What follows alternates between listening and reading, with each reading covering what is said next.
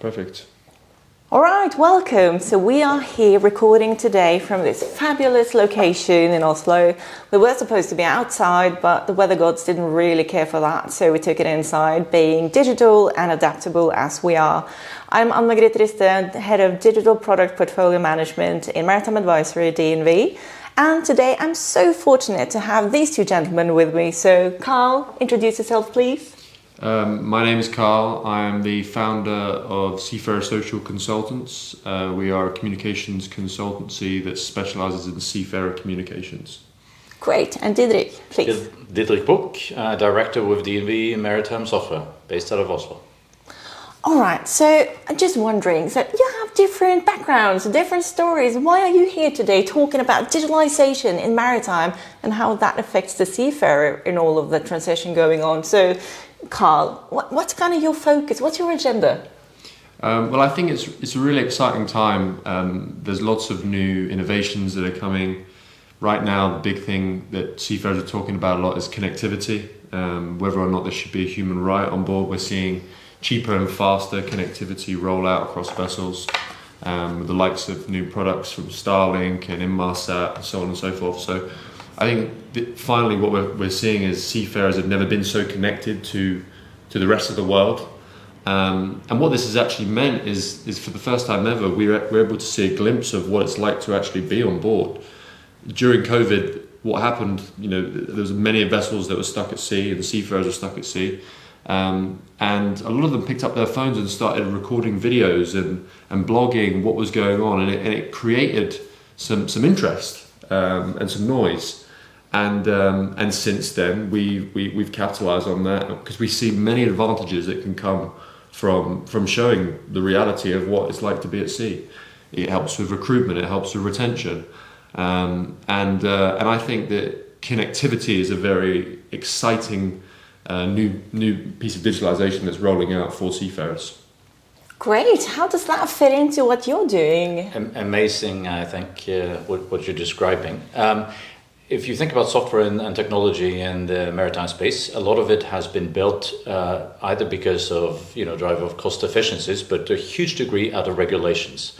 We as a fun fact, Solus was born out of the Titanic disaster in 1914. Right, and so, but a lot of it driven by regulations, and I think the flip side of that is technology is only as good as the adoption, and so if it's really being used as it should in terms of be it safety or well-being, looking after health and the individual seafarer, well, that's so much better than just looking at from pure regulations perspectives and so forth. So tons of things to do. But Carl, you said connectivity is becoming such a big thing in the maritime landscape at the moment. Okay, we can touch also upon the geopolitical situation, what's going on. We heard earlier at North Shipping that everyone's attackable for the moment, with things going around. But can you say something from the human perspective? How does being connected actually benefit the people at sea? Well, I think, I'm a 28-year-old man, so most people, the next generation of seafarers that are coming through, similar age to me, have similar interests. Nowadays, people want to have a side hustle, for example, right? So a guy can, from the Philippines or India, for the first time ever, they can now start selling things, building websites for people, doing little freelance jobs on the sides. Why should that stop just because they're going to sea? Inmarsat have a new product coming out called Nexus Wave, and one of the slogans they built around it is to build a floating office. And I think that that's really, really interesting because a seafarer right now has so many options. Okay, a guy from the Philippines, a guy from India, they can make money in many different ways. There's easier ways to make money than going to sea for 6 to 9 months. So we have to, as an industry, find a way of making it more appealing. And the only way to do that is to find a way where we can connect exactly what they would be doing ashore, the opportunities they'd have ashore, and make them open while they're at sea. So if a guy can go to sea and he can do a shift on board, then he can come back to his cabin, he can do a couple of hours where he's doing some Fiverr gigs or whatever and earn a little bit of extra money. I think that that's really appealing. Do you think that will make people stay longer at sea, Definitely. for example? Because that's an Definitely, issue today, right? People go on shore after 13 years, they like to have a family, they like to have a regular life. So will that actually help the industry? 100%, I think it will, because it opens more opportunities. It also opens the ability to have much better communication with your family. You know, you can FaceTime your wife, you can FaceTime your kids. It's not just about sending an email anymore, writing letters and hoping for a response. It's like instantaneous now. Yeah. I still think there needs to be improvements. I think that a lot of satcoms companies talk about the charges, unlimited. People are a little bit scared of unlimited, but I think it's really difficult to go from, I've been to India, I've been to Philippines. It's very normal now for them to be selling SIM card packages, just like here in Norway and everywhere else, where you can pay £10 a month for unlimited. Yeah. So to go from paying such a little amount for unlimited 5G to then going on board and saying you have to pay $20 for, a gigabyte, I just think it's going to completely put people off. There are other things as well, but I think connectivity is a really big one, because we have to, as an industry, for the first time, figure out actually we need to make this more appealing, because young people have more options than ever before, and going to sea is becoming less appealing. So as an industry, we have to make it more attractive. So going to you, Diderich, just following up what you said, Carl, you're also a 28-year plus male. And if you had gone to sea now, what would you have expected kind of going out there? What would make you stay in that maritime environment? Very, very good question. And I have a bit of contrast, because I grew up in a tiny town in the southern part of Norway where the previous generation were all seafarers. They were captains and officers and mates on vessels across the world. So they all, I grew up listening to all the stories of where they had been, and of course you have no way of knowing whether they were true, but they were certainly wonderful stories. And fast forward to what you're describing, which is a completely different world, right? You're sitting on there with in the ship owner office doing Teams chats with the officers on the vessels, and the people in the crew are able to talk to your wife or girlfriend or whatever it might be. So absolutely, I think there's another side to all of this as well, because when you're out on the sea for 6-9 months, that's work being done under a lot of pressure, a lot of fatigue, a lot of health issues as well that comes with that. So not to be overly serious, but this really addressing work and rest requirements, really being focused on the long-term safety and well-being of the seafarers, that sort of goes hand in hand, and it actually is a requirement, for the office and superintendents, everyone, to actually really know what's going on the vessel, and that might help, because if you're only going out on the vessel once a year, as a superintendent, but now with satellite link and everything, you can have a much better idea of ongoing welfare, catch things early on, which also hopefully translates into that the seafarers feel that they're being really cared for and looked after, because by the end of the day, they're sort of the lifeblood of that trade. Yeah. I'm also thinking we heard from some of the larger OEMs who are providing equipment for maritime, and one of the challenges has been when a vessel is in operation somewhere in the world, has a challenge, you need to call the headquarters of that vendor, and that takes time, and they will have to send someone out to help you and all of that. But suddenly you actually have experts on demand on the other end. You can video record, you can show, you can FaceTime, you can do stuff to guide the onboard crew. And you don't just get whoever is available, you can actually get a hold of the expert. So I'm just thinking from that perspective, maybe COVID also kind of helped us in moving forwards and just expedited things that would happen naturally. Indeed. At the same time, you have to think about crew rotation and matching competency for a lot of the work that needs to be done. I'd rather not have Carl perform surgery on me with a doctor in the other end, because he's not actually a surgeon, right? So you need to take that in consideration. But has it helped? Guaranteed. I mean, I think there's lots of efficiencies that we haven't thought of yet that we can achieve, going down the road with these sorts of initiatives. Now we've talked about kind of the social part and connecting the seafarers to the world at home and everything, and improving on operations. I would just like to push you guys a little bit further then. When we start connecting the operational technology on board, suddenly we're talking about remotely controlled vessels, for example. It's a hype, it's happening. In your opinion, how is this kind of development affecting the mindset of those at sea, or maybe at home, or different training skills? Do you have any opinions, Carl? Yeah, I do have an opinion on this. So I'm based in the UK, and I'm very close to one of the most prestigious maritime schools in the UK, which is Warsash.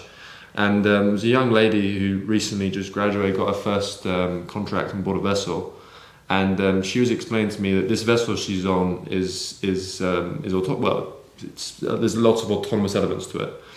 But none of this was she taught whatsoever while she was at school, which means she feels like she's come into her world completely blindsided after doing 3 to 4 years of training. So I feel like one of the big issues we have is not necessarily the technology but the training. And actually, if you come on board a vessel having been taught about steam engines and so on and so forth, and all of a sudden you're looking at this autonomous where the engine is literally being managed by the bridge, an engineer's going to go, hang on, what the hell's going on here? So I think that we need to adapt the training at the same rate we're innovating, because the innovation is incredibly fast, but the training seems to be incredibly slow. And I think seafarers need to be on the same level so they understand exactly what's going on. Oh, that's really good reflections, Carl. Thank you. I'm thinking about you, Diderich. Just being a service provider from more of a technology side, like how do you cater to that, bringing the people along and not just trying to push smart new developments? Right. No, I think that's the challenge that technology providers have. It's so easy to be focused purely on the innovation. And not really thinking about the people who need to adapt and adopt and be fully trained. And one thing to actually take into consideration with all artificial intelligence and everything else going on is that the systems actually evolve incredibly much faster now than they did in the past. So this whole training thing isn't something that you can do every other year or something like that. It needs to be a continuous exercise, which probably also means that AI and a lot of that need to be brought onto the vessels. And vessels today don't actually have the infrastructure for those sorts of things. But it's 2, 3, 4 years down the road, guaranteed. I mean, it needs to happen in a lot of these things. Just one more thing. I mean, think about, ships are everything from incredibly simple vessels with incredibly simple infrastructure on the vessels to FPSOs and everything in between, right? The amount of complexity and the heterogeneity of these vessels is just enormous, right? So it's very, very difficult to train people, in a general level and say, fine, you're now equipped to be on, a little ferry going up the river as well as the FPSO. That's just not really possible. So it needs that sort of completely different idea of how do we build technology, how do we put it in the hands of people, how do we make sure that people really take advantage of technology as it should be done. Again, taking the seafarer's view on this, that's not a solved problem, I think. And I'll add an extra point to that as well. From my relatively short time I've spent in maritime, 3 to 4 years, what I've identified is that as suppliers, we're constantly focusing on the top of the funnel, and it makes sense, right? That's where the revenue comes from. But I think actually the suppliers have the duty to also speak to the bottom of the funnel, which is the seafarers, having them actually involved in giving feedback on the innovation, their perspectives firsthand. And also, I think the other thing I've also identified is when I'm lucky enough to come to these maritime weeks around the world, the seafarers that are typically given a platform are almost always retired captains that have now transitioned to a shore-based role. It's very rarely a rating or a junior officer who's actually at sea right now and will be for the next 10 years. And I think it's important that we maybe platform those guys and girls a little bit more as well, because their voice is ultimately... I'm not saying that the voice of the retired captain is redundant, it's certainly not, but I think that we need to speak to those that are actually going to be dealing with this technology. Good. Very, very good point. And, there was one ship owner company, West Coast Norway, who conducted a survey with all the different vessels on adoption of technology and so forth, really getting into granular stuff. And I think you would quickly get very different answers if you asked the ones that you said retired back in the office, as opposed to the ones at the cold face of things. I agree. Yeah. That's such a good point, and I think we just need to emphasize this even more. So I would like to ask you, coming up to the conclusion of this discussion, we sometimes talk about the younger generation as digital natives. Will we have kind of a lost in translation situation with the onboard crew, with the younger generation and the older generation having more kind of knowledge at their fingertips about the changing digitalization? We already do. We already do. We So already how do. do we overcome that? Yeah, that's a good question. I mean, we see that every day. With you install the technology at a fleet level, and is being adopted by 18 out of 20 vessels or whatever the number might be. And so the question is, how do you, in a vessel where there's huge digital competency amongst a lot of the crew, and then there's somebody who doesn't have it. Okay, how do you do it? Right? It's the same issue of, how do you get the superintendents and everyone to really understand what's going on at the vessel? What's the actual culprit of that adoption not taking place, or whatever it might be? It could be a stubborn captain, it could be a stubborn, somebody else. I mean, you have to go in, vessel by vessel and say, okay, what do we do? Yeah, I totally agree. So how do we give the younger voices a larger platform to speak up? What can we do then to support that? Well, I think we need to involve them more. We need to fly them out to these countries and have them on panels and not just officers, but ratings as well. I think that's incredibly important. We need to meet them where they're at. I think that it's important to remember that these guys have spent 3 years in education. They are professionals, specialist roles. They're incredibly intelligent, but we need to give them a platform to be able to speak more. Social media is a great option. That's pretty much how I've built the media platform I have now. And I think as an industry, actually the shipping industry is a little bit, we don't really know how to treat social media, to be honest. So I think leveraging platforms like LinkedIn and also, another thing I've noticed is that there seems to be so many new technologies that we're trying to introduce to seafarers. But if you open a seafarer's phone and you look at the most used apps, it's the exact same apps we all use. Mm-hmm. It's Facebook, it's WhatsApp, it's LinkedIn, blah, blah, blah, YouTube. So why don't we learn to optimize the apps that they already use before we try to introduce them new ones? That's another thing that I think as an industry we've lacked a little bit. We aviation do it perfectly. Some of the best digital campaigns I've seen have come from aviation. I think maritime needs to catch up. And on that note, that's a wrap. Thank you so much for coming today. Thank you very much. Thank you, guys. Thank you. Thank you. Thank you. Thank you, Carl. Thank you, Perfect. Diderich.